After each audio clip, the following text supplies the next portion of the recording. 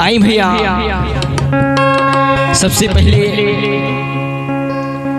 राग स्टूडियो के जे केहू भी देखा था, सबसे हाथ जोड़ के निवेदन बा कि चैनल के सब्सक्राइब करी, लाइक करी, शेयर करी और आप सभी के बीच में पूरे टीम के साथ राग स्टूडियो के माध्यम से आज एगो गीत आप लोगन के बीच हम आपका छोट भाई सिंगर अनिल दीवाना अपने मुख बाड़ी से सुनावत नहीं भैया। अगर अच्छा लगी तो जरूर राग स्टूडियो के माध्यम से चैनल पे जा करके लाइक करी, सब्सक्राइब करी और ढेर सारा प्यार आशीर्वाद दिया भैया। कैसे एगो पत्नी अपना पति जी से फोन लगा के एगो ओरहन दे दिया। कैसे कि छाने छाने बदले,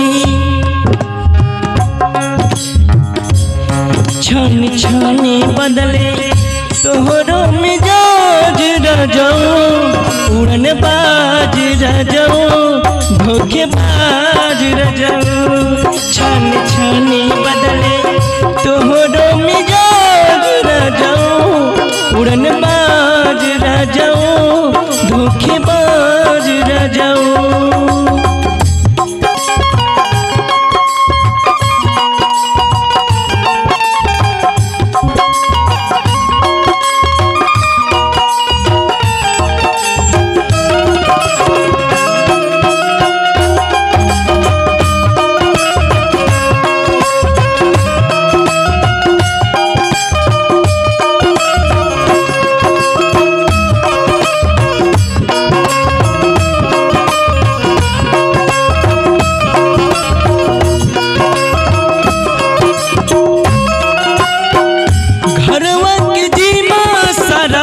हमारे कपार बा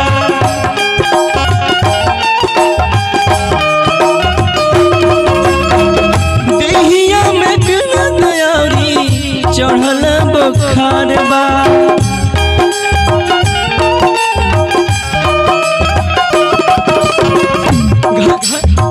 घरवा के जीमा सारा हमारे कपार बा, देहिया में दर्द औरी चढ़ल बुखार बा। बात मन बनाता, बात मन बनाता चल जाई भगवान रजाओ, उड़न बाज रजाओ, धोखे